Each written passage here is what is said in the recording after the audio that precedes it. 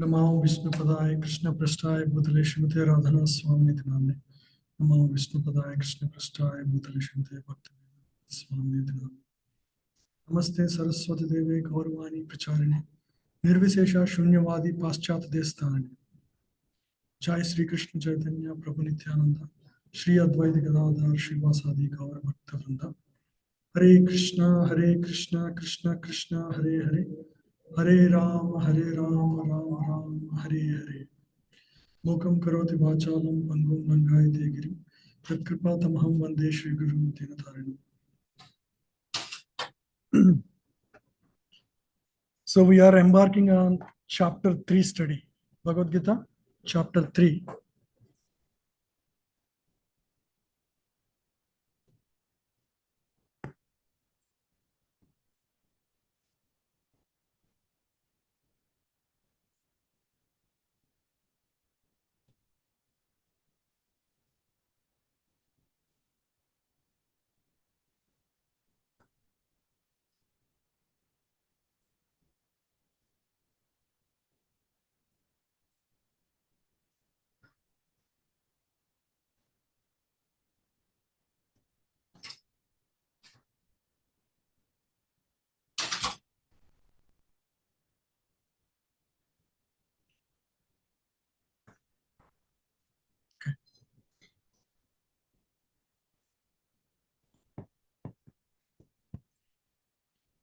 So the first chapter was focused on decision making, right? Arjuna was confused what to do.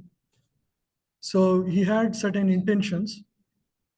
Chapter 1 was about, we learned lessons on decision making. We all start with some intentions in life. Okay, I want to do this. But then, so we start with intentions, but dominated by situations. Situations could be very different. That's the only one I have. The one is this.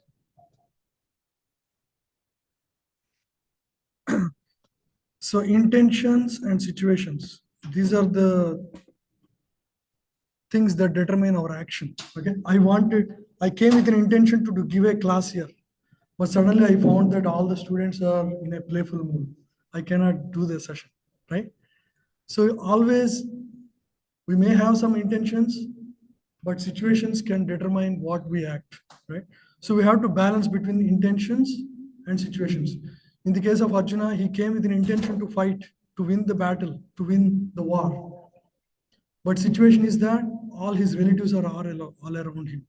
So he was confused about his next step. What is the right action for him? So we have to balance between the two. So to balance, Krishna had to raise him to the next level. To do what is the right thing to do is determined by based on who we think we are, right? So the next chapter, chapter 2, talked about two concepts. First is identity, right?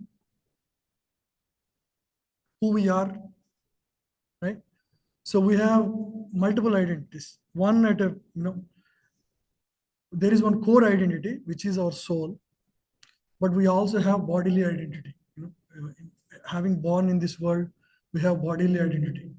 So use our bodily identity to achieve the real purpose of life. That is our, right? We have bodily identity.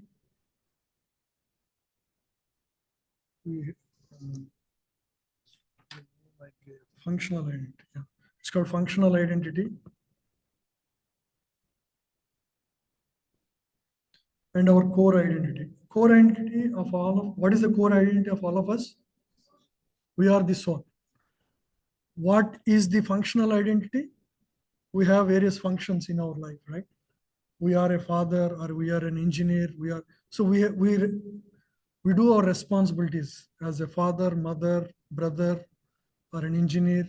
We have all these functional identities. We need to responsibly do with the understanding of our core identity. If we miss that core identity, we may not act properly, right? So with the core understanding that I am a soul, not this body, I have to act responsibly using my various individual functional identities in this world, right? So we have to balance between the two. So this is one level of knowledge we need. What is my identity? I need to know my identity before I perform a role in this world better, right? So we need to have a good understanding of core identity as well as the functional identity. And with that understanding, we can act properly. Now, how do you act properly? The second concept we discussed is the concept of karma or action, right? So we understood that result of an action that we perform in this world is not just dependent on my actions today. There is past as well to me, right? There is past action and destiny, or destiny, and then current action together determine result, right? So sometimes we may get, I discussed about this, right? We may do 10, past may be adding 90, and we may get 100 result. We may get more than what we think we deserve. Sometimes we may do 90, but we get 10 because past destiny is saying minus 80. Possible, right? So your destiny doesn't support it. We may get very poor results sometimes, even though we work very, very hard. So we understand, how do we understand this? By understanding the idea that this journey is a continuous journey of many, many lifetimes. And my past results are also determinant of my current results, right? So this is not in our hand. Destiny is given to us at various times. At birth, many, many things are determined. For example, right? Your parents are fixed. Can you change it? No. Your place is fixed. And many things, whether your sex is determined, male or female. Lot of things. It's like a big dose of karma that is given at the time of birth, and at various times your karma is given, right? Destiny comes, and plus your work together gives the results, right? It's not just your current work, the past work also determines your result, right? So we discussed about karma vada and daiva vada is when, yeah.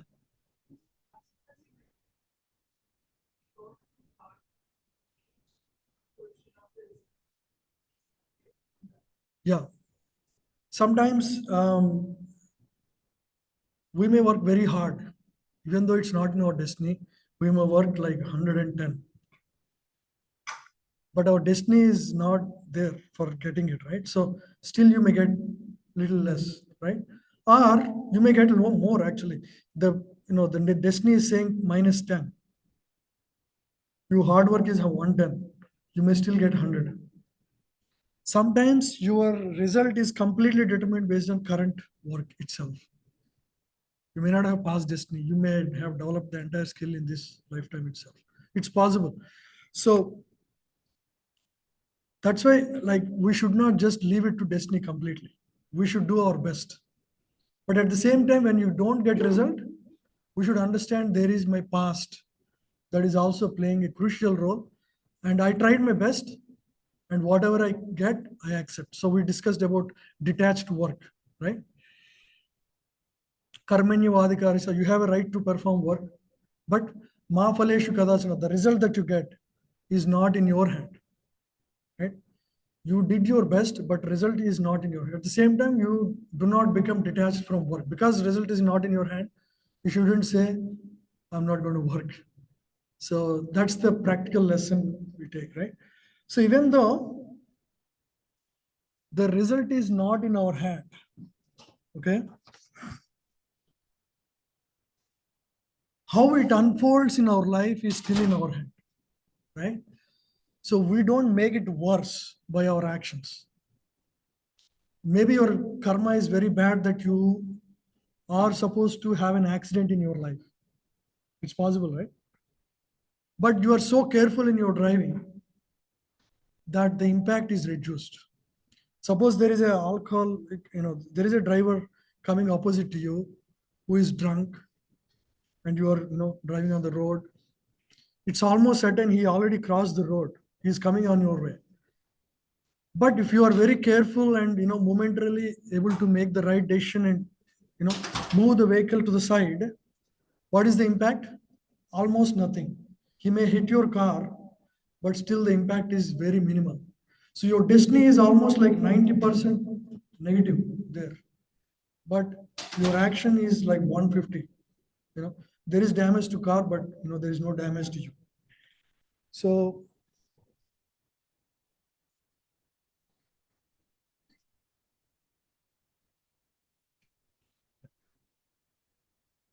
in this way, how karma unfolds upon us, we can still manage and control. That's in our hand.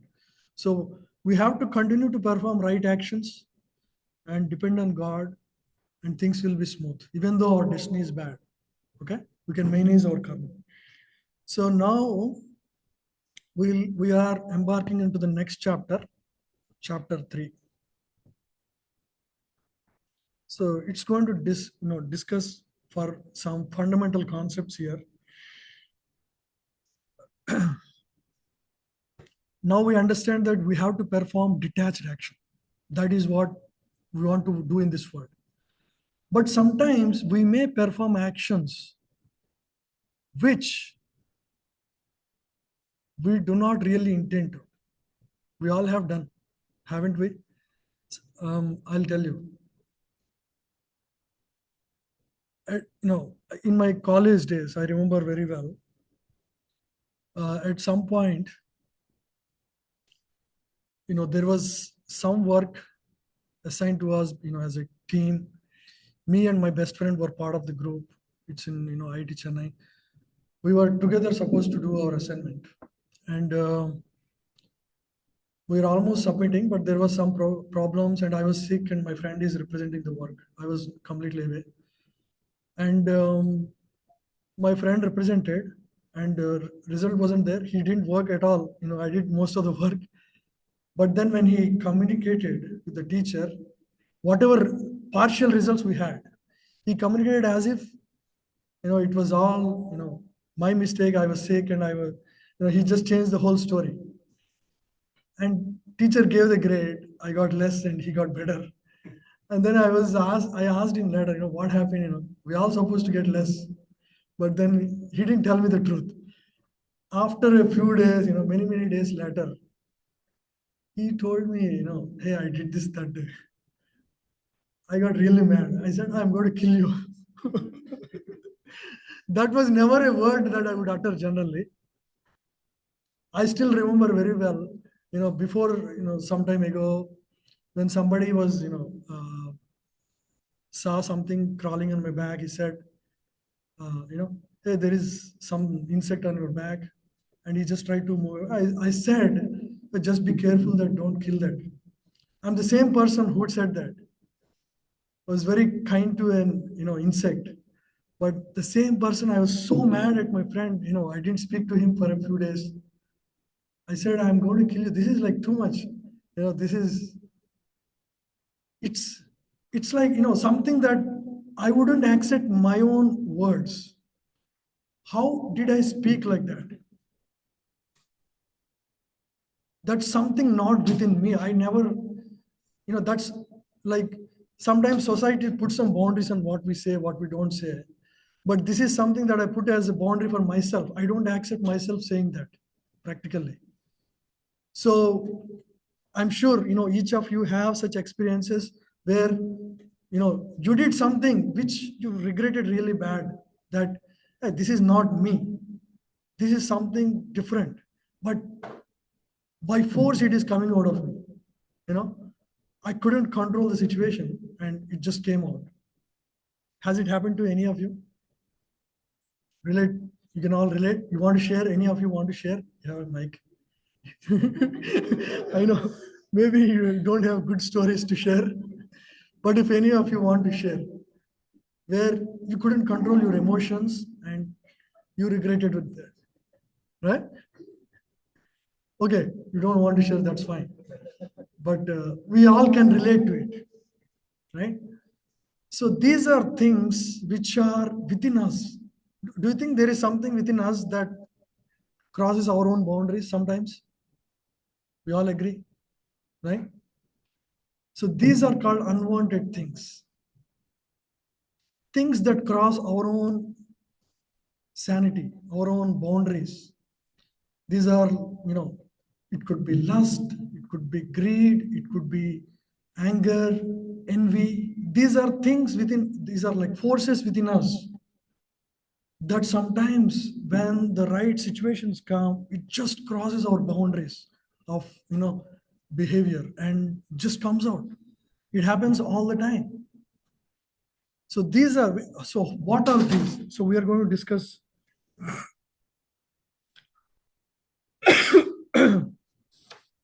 Yeah. So these are things that crosses our boundaries, right? So to understand this, what are these? Let's understand our identity. So we have physical body, and then we have within of us there is mind, and then there is soul, right? Of course, there is intelligence as well.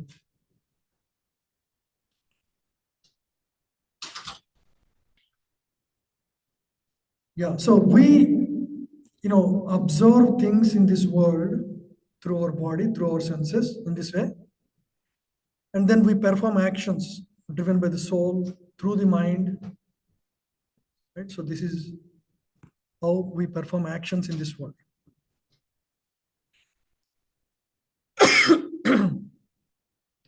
This mind is a repository of impressions.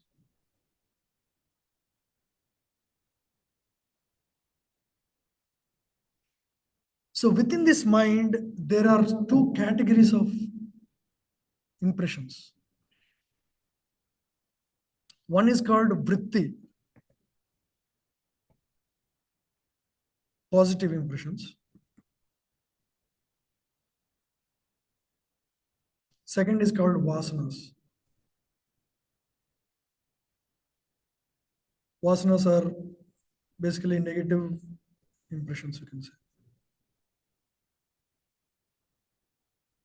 Vritti is like, for example, like I discussed one story where a child prodigy, he just learned chess in one or two games and then immediately started, defeating. All of us have natural abilities for certain things, isn't it? We are good. For example, I'm particularly good at math, and I was, very natural at solving problems from a very young age. Each of us, some of you may have art as your abilities, right? So those are called vrittis. They come from our past impressions, and with little training, we can just master whatever positive impressions we are good at, right? So that is vritti. And then there are these vasanas. Vasanas are the negative impressions of our past. These are impulses mostly developed through past cravings, right? We all had developed cravings in the past. So this is called programmed intelligence. Programmed intelligence means you have within you from the past and you are just naturally good at it. You know, we have seen even a dog doing math.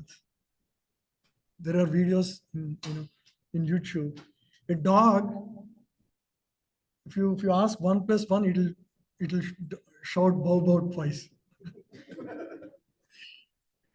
If you do 2 plus 3, it will bow bow 5 times exactly. So how is it, in a dog's body, how did it learn? Because it has its past impressions, maybe in a human body, but it now got a dog's body, right? Yeah, so it's like that. So that's programmed intelligence. This is positive. We don't, discuss much about this. Now, the other is the vasanas. Now we'll discuss about this in Bhagavad Gita chapter 3. Arjuna asks specifically about this. We'll read few verses.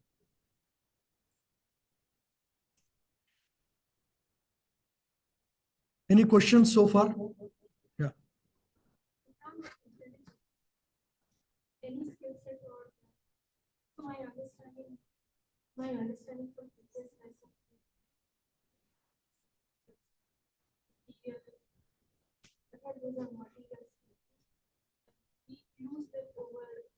Yeah, we lose. Yeah, most of it we lose, but still those impressions are there. So that will continue. But whatever spiritual progress, that is 100% intact. Yeah, if you have done 70% spiritual life in this life, you did chanting and you attended classes, this clarity will continue in your next life from 60%. Yeah, you will start. So Krishna clearly tells that in the next chapter. So let's read these verses, translation. So let's yeah, 36 verse onwards. Can you just read the translation? 36. Arjuna said, O descendant of Vishnu, by what is one impelled to sinful acts, even unwillingly, as if engaged by force? Yeah, this is the concept we are discussing. Next. 37. The Supreme Personality of Godhead said, it is lust only, Arjuna, which is born of contact with the material mode of passion and later transformed into wrath, and which is the all-devouring sinful enemy of this world. Lust doesn't mean just between opposite sex. It's not that. Lust means any unintended desire that raises within you, right? Doesn't consider boundaries of society or your own acceptance levels or any sanity, right? So sometimes we just have been driven by these strong desires and act in this world in ways which we don't accept ourselves at some That will be for any material thing. Yes, some people have this strong desire, I must have a son. Things like that, or I must win this game, or and people do bet, like a lot of cheating in the process, right? They don't mind. So some people may want to get promotion at any cost, doesn't matter, and they do lies and cheating and whatever. So driven by this lust, people perform actions that are um, lust needs to be purified. Lust is not good. Yeah, yeah, especially when you are especially after cheating, or if you want to achieve something through any means, that's not good, right? You have to follow certain principles, correct? It's not about just getting the thing. Getting it the right way is also very important, right? Yeah. So next verse, so Krishna clearly clarifies it is this lust, and he tells where this lust sits in the next three verses. Can you read? 38. As fire is covered by smoke, as a mirror is covered by dust, or as the embryo is covered by the womb, the living entity is similarly covered by different degrees of this dust. This lust is covering us, all the living entities in this world. We perform actions which we don't accept because we have the core lust in us. It's like something within us, it pops up and the right conditions and crop up.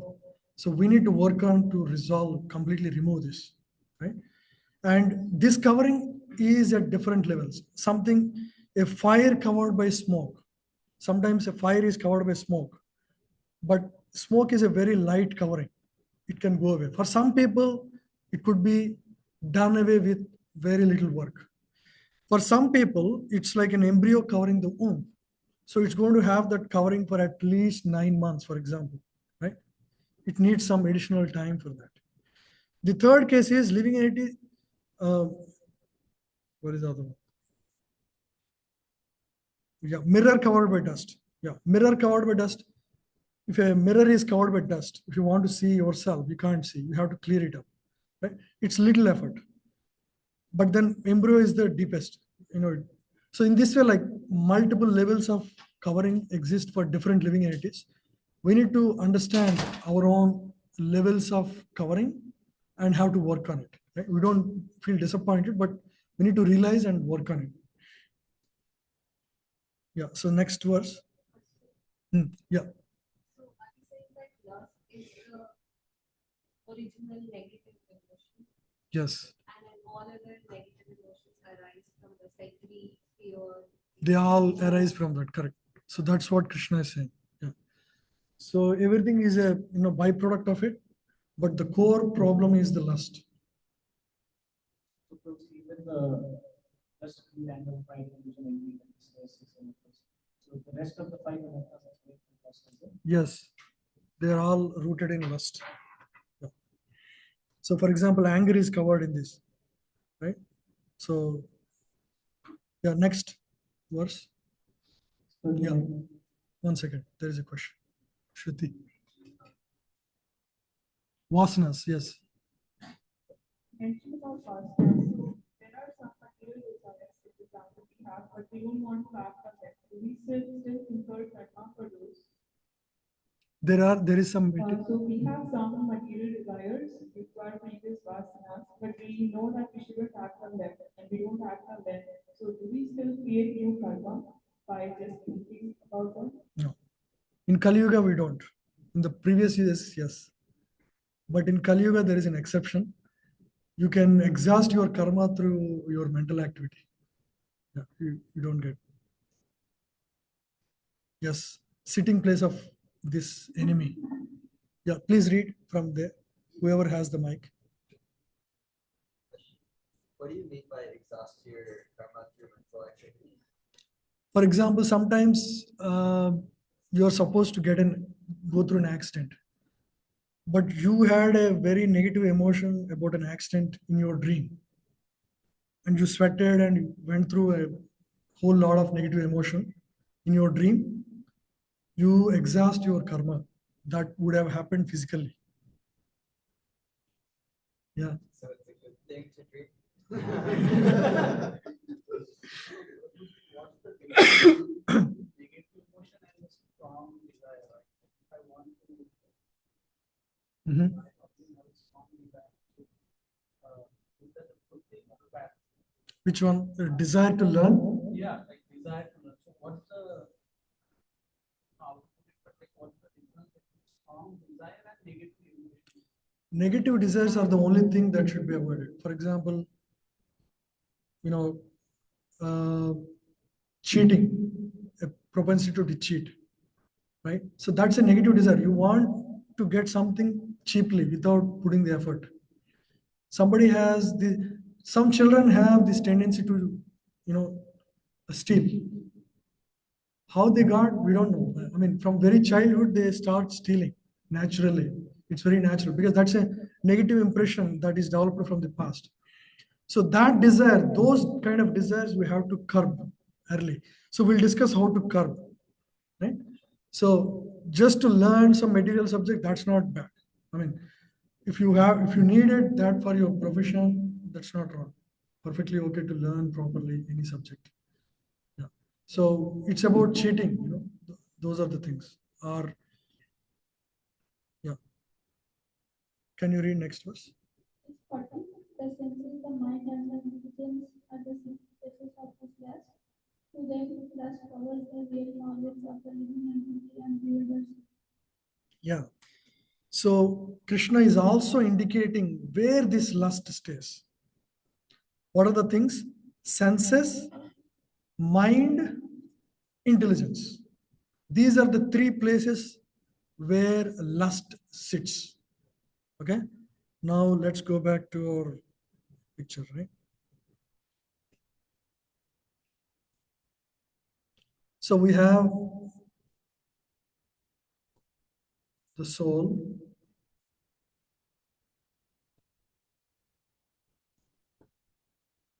intelligence, mind, senses or body, right? This is the level.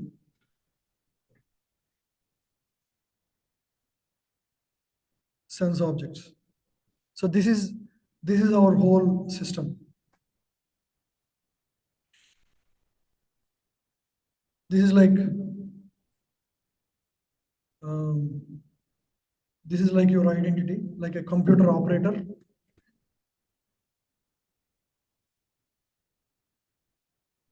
This is more like software, hardware. Right? So this is our hierarchy, and then, right? So this is the guy who is, using the software or the hardware, using the hardware, he's now the lust affects these three places.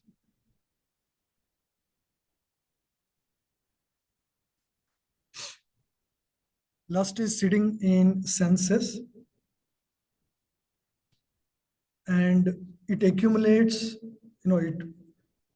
you have, certain desires to do whatever, right? So those impressions will be stored in the mind.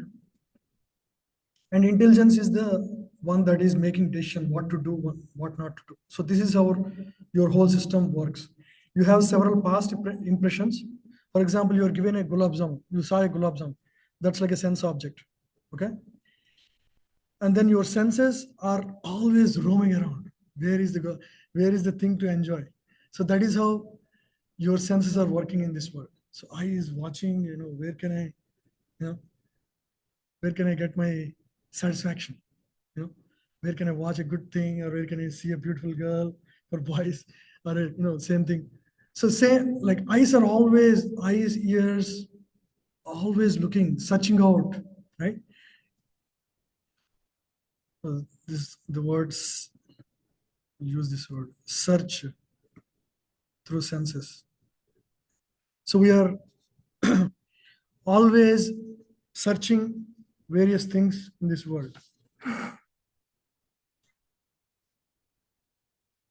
There's a good abbreviation here. Yeah. And then using our mind, we imagine how the pleasure will be. If I eat this, how I get pleasure. If I enjoy this person, how my pleasure will be. And then, intelligence will do rationalizing. Why it is right to do, right? Our intelligence rationalizes our actions also. Sometimes, even though things which are driven by lust are also rationalized by our corrupted intelligence, because lust is in these senses, mind, and intelligence. If lust has conquered these three places, it's like a spy who conquered completely, your innermost chambers. Now you start rationalizing, yes, this is right, because people justify their wrong actions. They feel it's right. That is how they can do confidently the wrong thing. There are people who kill others or who burglar others' homes, think that this is a rich guy, he must be cheated this way. They think that, so mind and intelligence start rationalizing. So this is how lust conquers our senses, our mind, and our intelligence. Yeah. Why we practice the four do's and four don'ts of the senses to make the mind it. Because even though we know what's good or what's not good, but the senses are not regulated, it can override Absolutely. our understanding. Yes. I'll discuss one more concept that will make it very clear what. So we have conditionings or conditions and conditionings. Conditions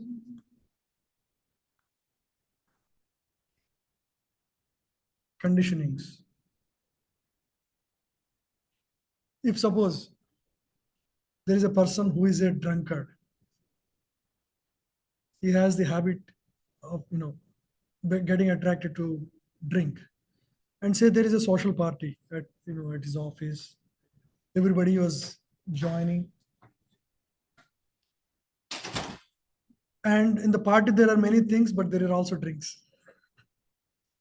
So as soon as this guy sees, what happens? Everybody turns into a bottle. For him, now he is side and his focus is on that. That's how lust works. So you have, that's called conditionings. Conditionings means cravings. We all have cravings within of us. Innate, we don't know what those are, but when the right conditions come, they just pop up. So conditions for a drunkard, suppose there is a drunkard and right next to his home is a bar. Conditions are very favorable. When his wife is not there, he can just go around. When his children are not seeing, just go around.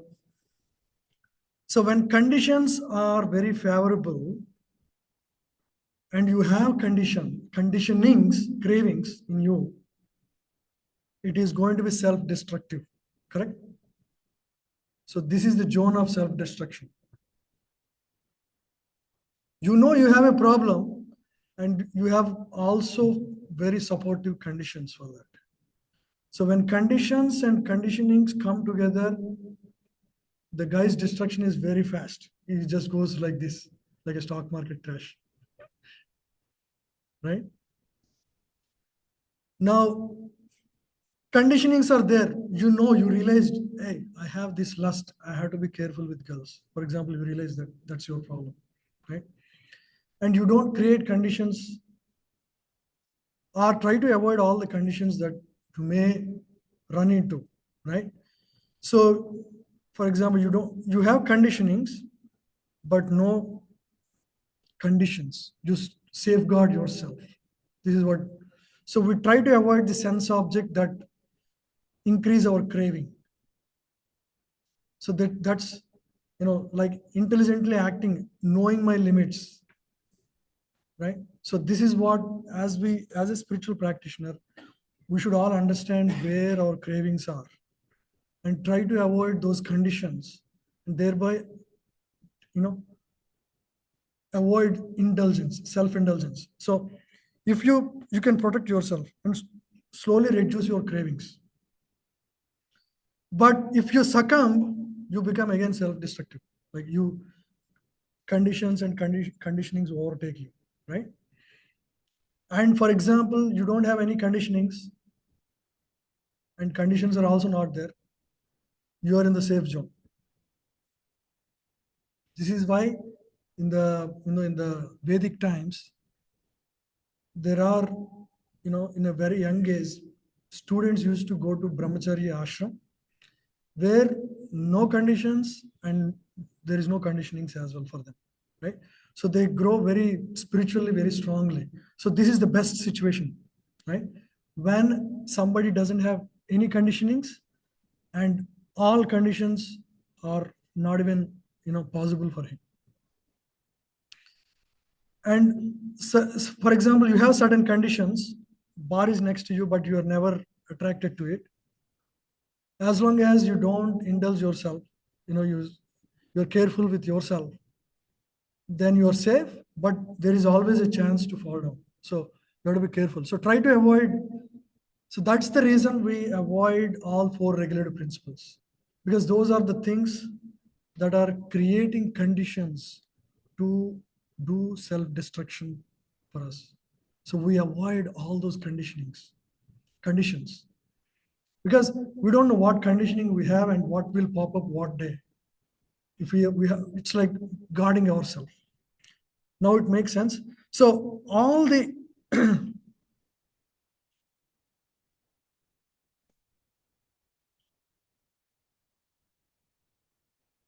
all the indulgence. Sense indulgence means when senses interact with sense object to derive pleasure in this world, right? It all starts with a promise of pleasure. Everything starts like big promise of pleasure. Oh, I'll be so happy by doing this, isn't it? That's how it starts. But slowly, just repeating the same thing, more or less, it becomes an activity of relief. If I don't do it, I feel bad. Otherwise, I don't really feel pleasure. If you look at lot of things that you feel pleasure, maybe a car that you purchased out of a strong desire to buy, all of these become, because sense objects cannot give you pleasure forever. You get used to it, and you do it just out of relief. You get relieved, okay, I just, because why? When you started indulging, right, to derive some pleasure, it started with no inner craving.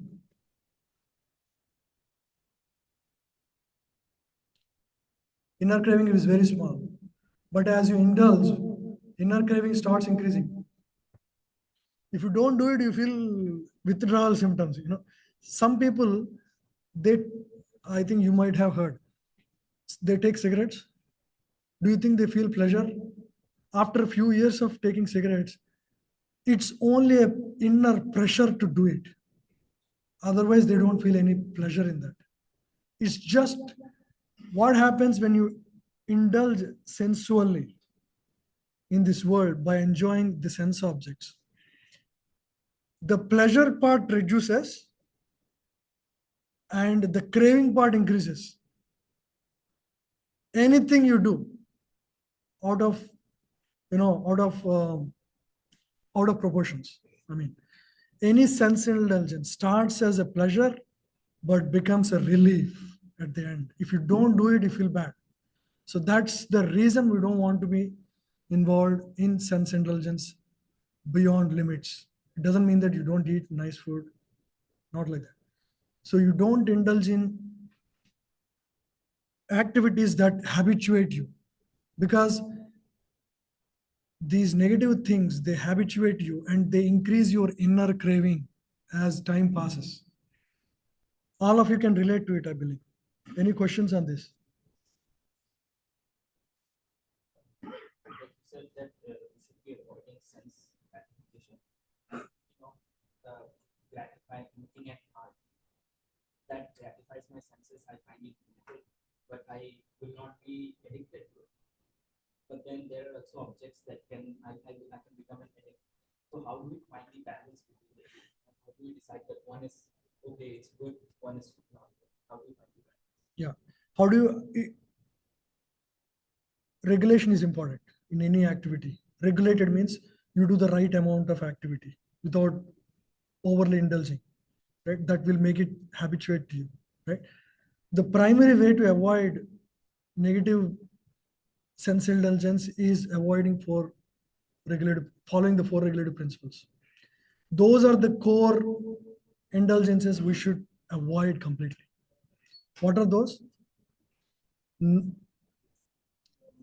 meat eating, no gambling, no gambling. Gambling is a very addictive thing. It increases your inner craving to continue to perform the activity. No meat eating, no gambling, no alcohol. Alcohol is also intoxicating and it will increase your inner craving. What is the other one? No illicit relations. So these four, if you primarily avoid, you are safe, right? And at the same time, like overdoing anything, like overeating or overplaying, we should have regulations on that. It's not that we should completely avoid, we should be regulated. Suppose you have a habit of playing chess or playing cricket. It's fine as long as you play like say 2-3 hours a week, regulated. People start like that with drinking also. I have seen my friends do that. And unfortunately, they didn't stop with that. They indulged themselves, a lot of them lost their careers out of it. And we all see these stories. There was, one advertisement about alcohol. So there was a father and a child watching. The child just suddenly sees, oh, the alcohol prices are going to increase. And he tells his dad, Daddy, are you going to drink less? And the father turns to him and says, no, you will eat less.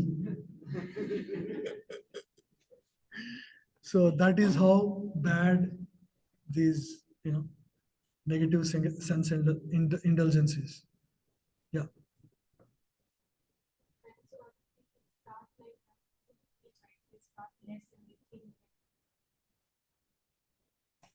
The inner cravings will increase, and they keep their conditions favorable.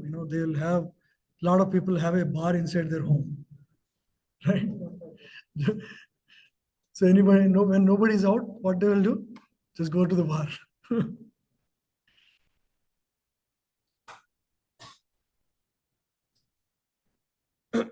So I think we discussed how the enemy attacks us. We discussed this, sir.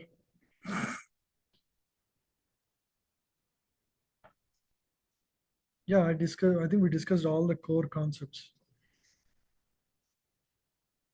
Any question? Any other questions? We can continue reading Bhagavad Gita. A few more verses there. Another question. So like, how does this relate to like free will and destiny? Like, because it seems like our free will is like impaired by lust. In some Yes. way, right? Like, even though we may desire to take some action, like these inner cravings or whatever. Yeah. we could come. Yeah. So free will is free will as long as we are not too much involved in certain thing. Because once you indulge sensually strongly in certain things, our conditionings become very strong, and we don't act according to our free will anymore, because we are driven by this lust, the inner desire to enjoy a certain thing in a certain way.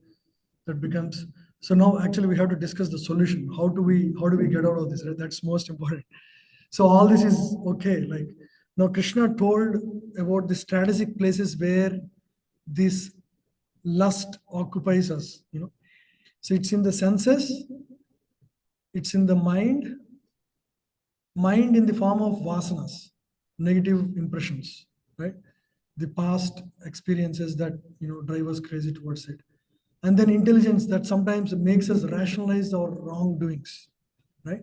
So in this way, lust is situated here, and we have to be, because this is an enemy for us. We have to be careful especially as a spiritual practitioners, to avoid these things to overtake us, right? So try to avoid.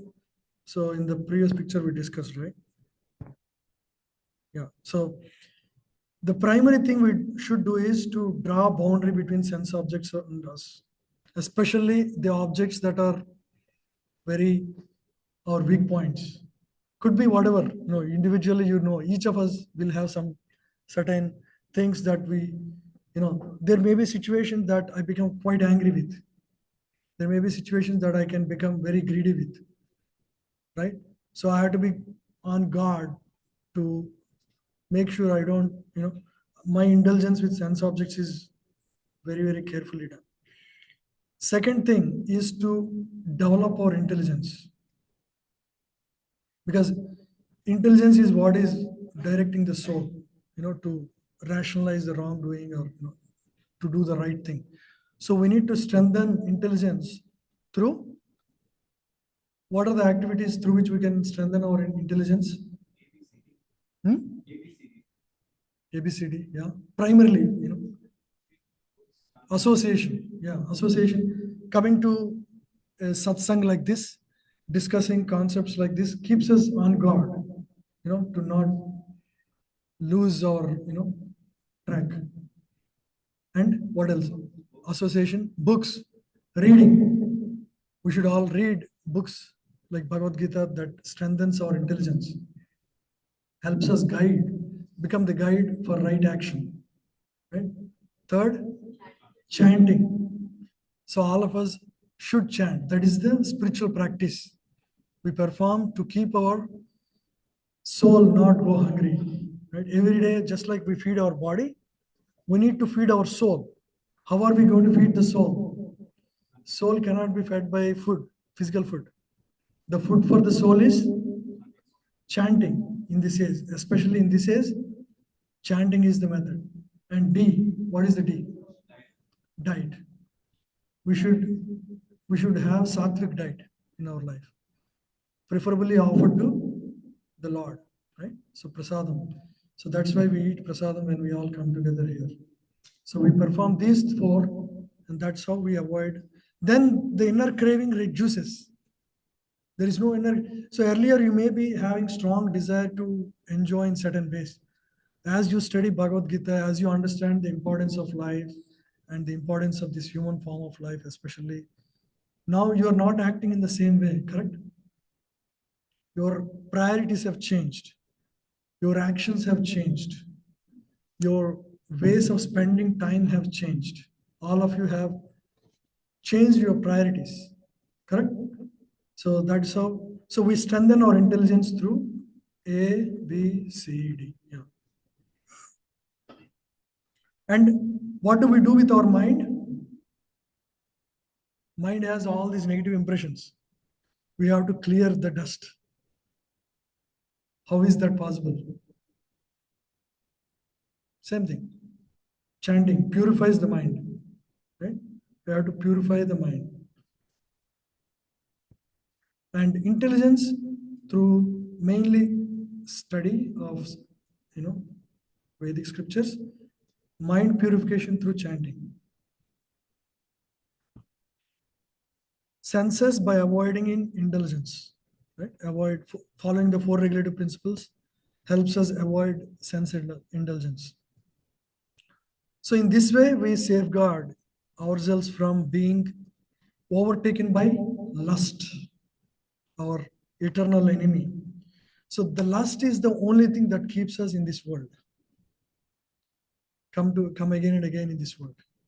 So as soon as you completely avoid lust, right? Again, it's not going to happen tomorrow. It's a gradual process, right? So over a period of time, we try to purify our desires. It's not that you don't have any desire. Now I'm not going to do anything from tomorrow. No. We purify our desires, right? And you still have desires, still it's okay. Go to, Krishna and express your desires, that's fine. He may fulfill the desire after purifying you. So he will give you what you want, but after purifying your heart, so that you will take it in the right way, right? So basically, just about my last question. So we don't have free will necessarily. Like our will is biased towards like whatever our lusty desires are until we like take those away. Yeah, in a way, correct. Yeah, our free will is reduced to the extent of our conditionings, cravings. We have strong craving. Like I remember, like in IIT Chennai, Madras, we have a mess. So one of the cook used to be very, very friendly with me. I didn't realize why.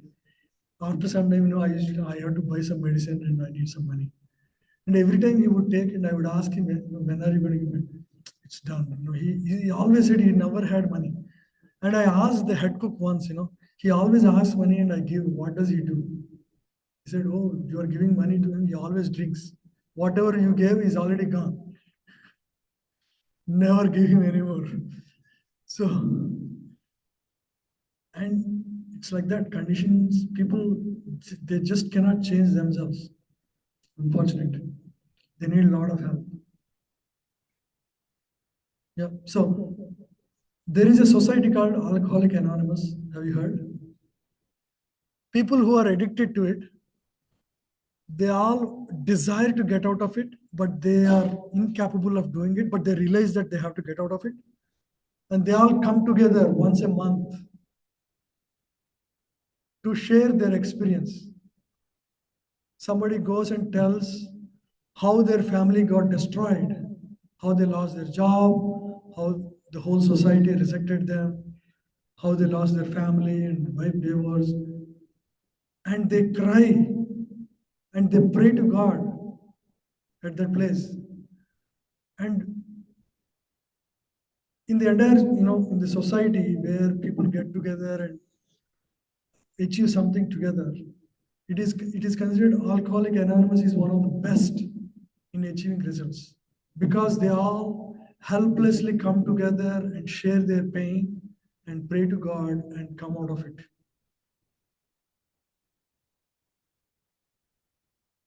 See, this is the danger of this indulgence. Any other questions?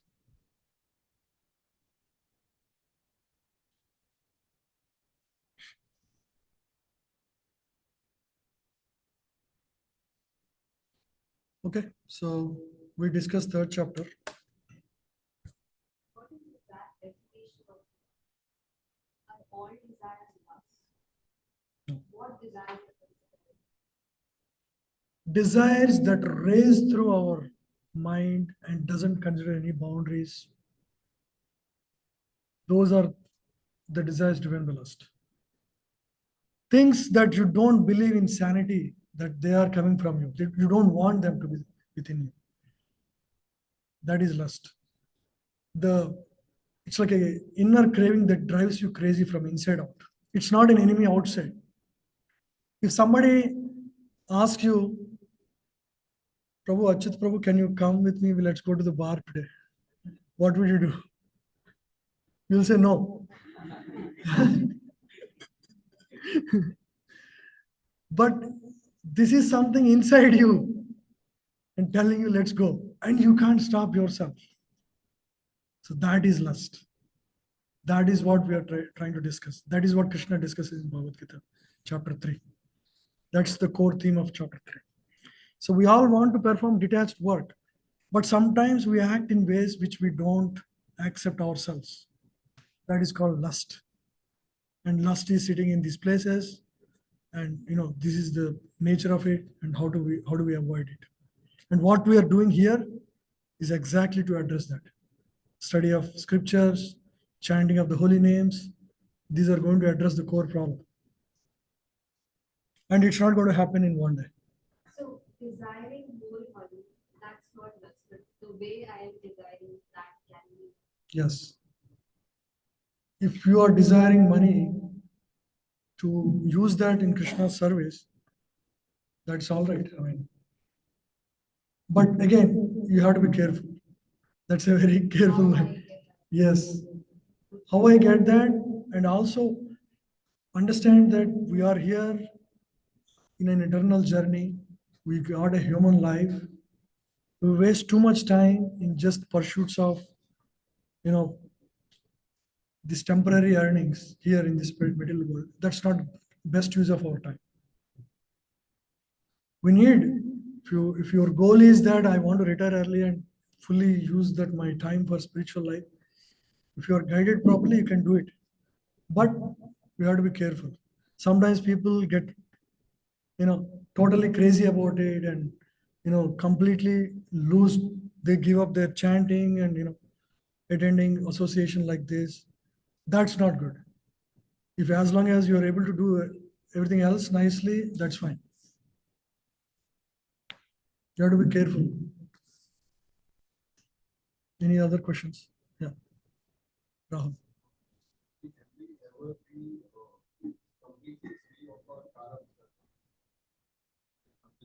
We like live in this body, or like we have to experience our until the moment of our death. Prarabdha karma can be eradicated through practice of yoga. Especially, the only thing that affects prarabdha directly is chanting. It dilutes, it takes away lifetimes of prarabdha, wipes out completely. You may still have some traces of it.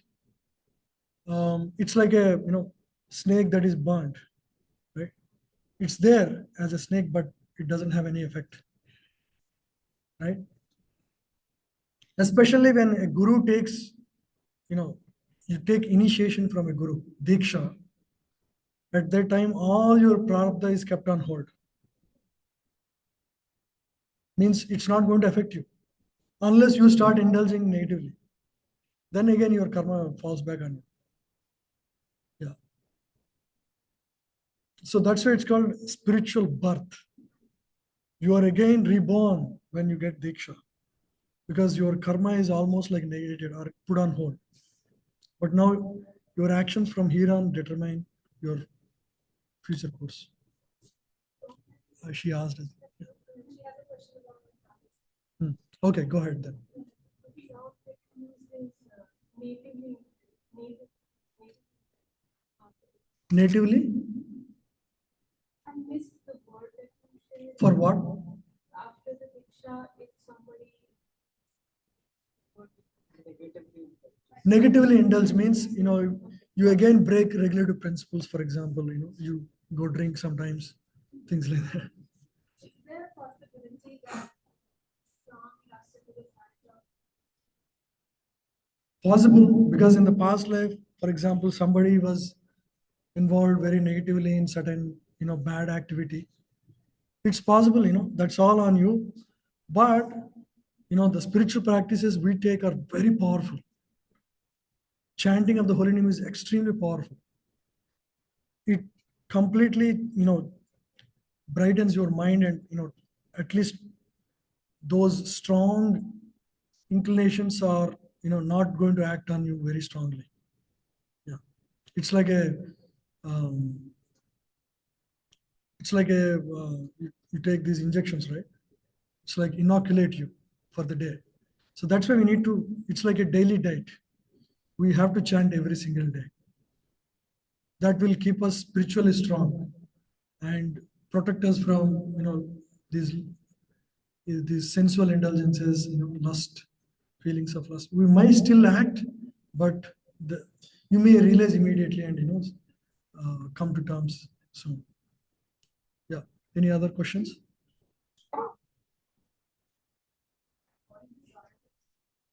All desires for our sense gratification considered as lust. No. You like to eat some gulab jamun? That's not bad. It's not prasadam. If it is not prasadam and I still want to eat, it's not good.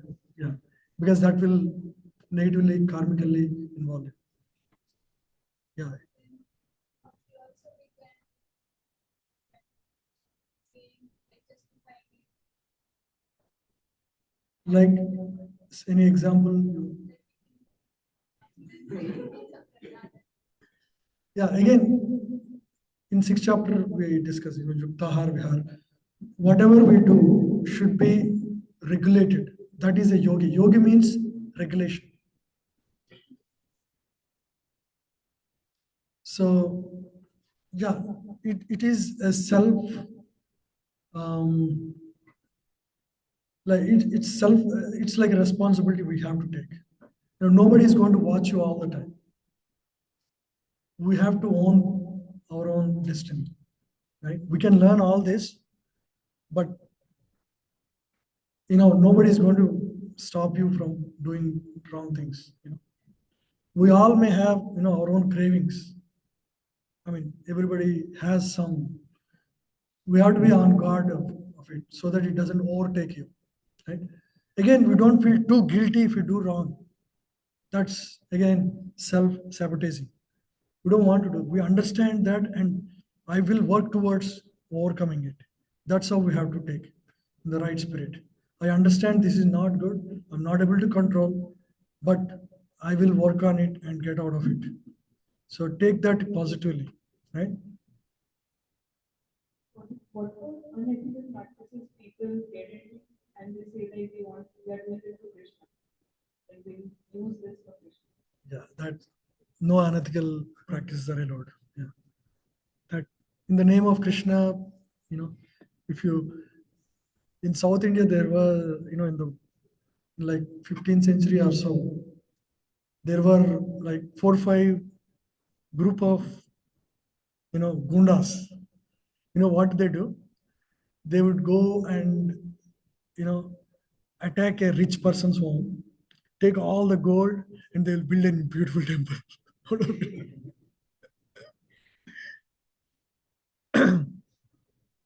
So finally they give up, but because they're doing a spiritual activity, they got to realize that that's wrong. But they did like so many things like that. So the whole, the socialism is like that.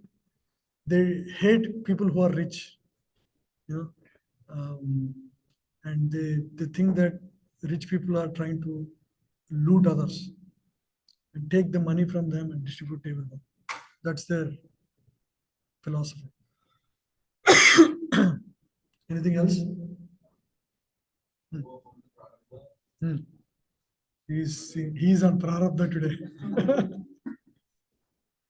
You said that when we get initiated, the guru takes our prarabdha.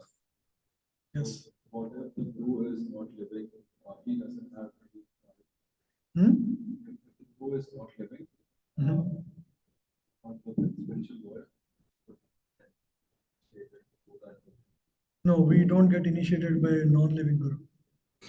That is not considered bona fide. Huh?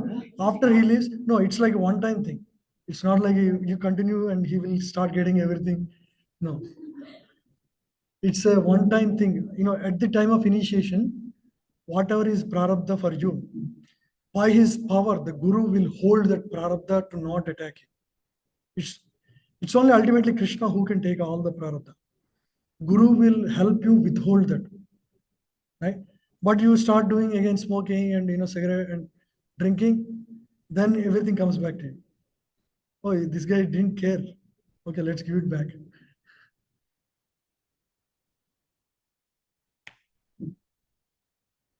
Anything else? Okay, thank you all. So let's do one round of chanting. Is the class still going on? So we'll do 5 more minutes chanting. Is that okay, Prabhu? Hare Krishna Prabhu, Prabhakar Prabhu, online. We're ending the class. Okay, Prabhu.